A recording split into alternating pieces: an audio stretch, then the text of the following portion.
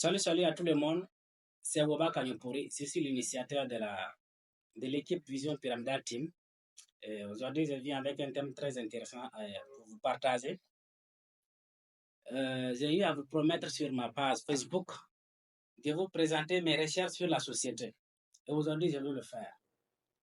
Je vais le faire parce que, comme un penseur le dit, le grand spiritualiste bulgare Michael Umram, il dit que chacun a une dette ou un devoir à accomplir dans la société dans laquelle il est né. Nous avons tous des dettes à payer dans la société. Nous avons des devoirs à accomplir dans la société. Parce que c'est cette société qui t'a vu naître. C'est cette société qui t'a nourri. C'est cette société qui t'a éduqué. Et forcément, tu as quelque chose à donner à cette société, à ce pays, à cette patrie. Et c'est ce que nous allons faire aujourd'hui. Il y a un penseur qui a dit, nous voulons des jeunes qui vont venir vers l'État dire, qu'est-ce que vous voulez que nous fassions pour vous en tant qu'État? Qu'est-ce que vous voulez qu'on fasse pour vous? Non pas des jeunes qui vont venir réclamer des choses auprès de l'État. Et c'est ce que nous voulons faire. Nous avons bien sûr des solutions que nous pouvons apporter à l'État. Aujourd'hui, nous apportons cette solution parce qu'à travers les années, nous avons remarqué dans les sociétés qu'il y a le banditisme, la criminalité, comme on les appelle, les gangs, et le plus haut niveau, c'est le terrorisme. Mais ce n'est pas du hasard. Ce n'est pas du hasard. Ça commence petit jusqu'à ce que ça grandit. Et j'ai remarqué que les Occidentaux, ils ont misé sur les sciences sociales. Parce qu'aujourd'hui, ce qui se passe dans le monde, ce qui se passe dans les pays africains, ce n'est pas qu'il manque de ressources ou que les banques manquent de quoi? De données. Ce n'est pas ça. C'est juste une crise humanitaire. Et où se situe la crise? Quelle est la cause? C'est juste l'éducation, le défaut de l'éducation. Donc, nous venons apporter cet enseignement que j'ai intitulé Mon cours inédit sur la société. Dans les années passées, je m'inquiétais sur la société, je constatais que des élèves, des étudiants se suicident. D'autres arrivent à devenir des voleurs, des criminels, des gangs, et d'autres prennent des armes contre leur pays. J'étais choqué, j'ai fait des recherches, j'ai lu un grand livre sur les 150 problèmes de la jeunesse et leurs solutions. J'avais eu quelques causes et quelques solutions, mais ça ne suffisait pas. Il a fallu que j'observe et que je constate certaines choses. J'ai été dégoûté quand j'ai vu qu'il y a plus de Noirs prisonniers en Amérique que de Noirs dans les universités.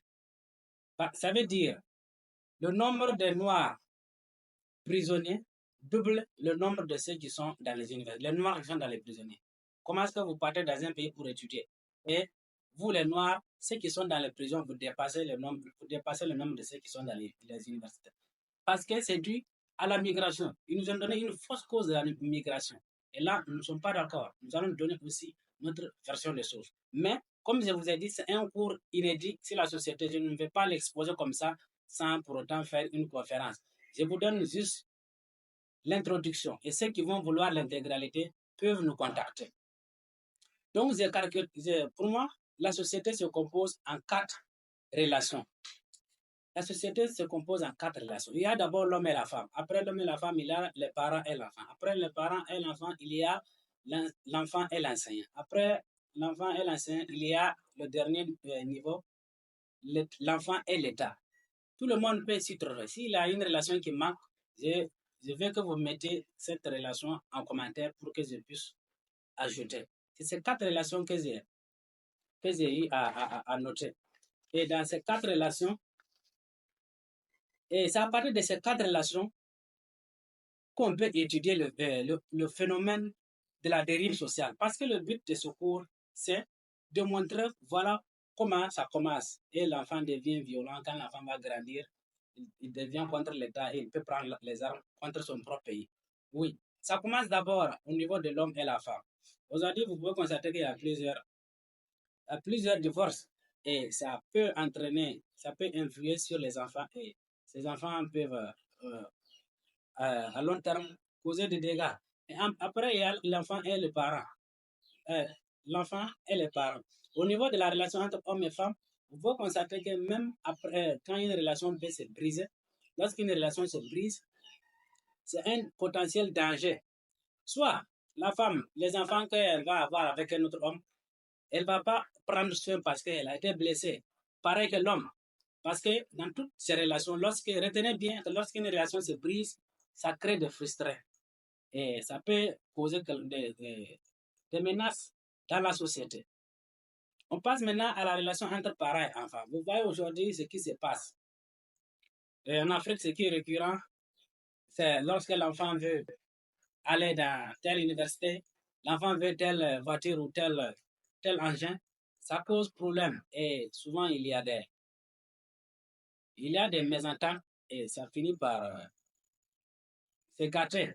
Et c'est l'enfant qui subit les conséquences. La plupart du temps, ce sont les jeunes qui subissent les conséquences. Il y a la relation entre professeurs, entre enseignants et enfants. Et là, on peut constater la violence en milieu scolaire. Parce que les gens ne comprennent pas. Lorsque vous voulez réprimander un enfant en milieu scolaire parce qu'il a violenté ses camarades et il a commis un dégât, c'est en fait pour encore l'amener à faire autre chose. Mais vous ne pouvez pas oublier que l'enfant a été déjà influencé à la maison. C'est juste ce qu'on peut comprendre. L'enfant a été déjà influencé à la maison. Et il faut prendre des mesures pour encadrer cet enfant. Si cet enfant n'est pas bien encadré et que vous le renvoyez, cet enfant peut aller au quatrième niveau, prendre les armes contre l'État. Et là, ce n'est pas bon. Le but de ce cours, c'est de montrer que c'est dans ces relations que sortent les frustrés qui tombent dans le piège de la prison. Parce que quel que soit le cadre que tu sois dans la société, tu as été enfant, tu as été élève, tu as été membre de ce que j'ai cité ici. Tu ne peux pas ne pas être là.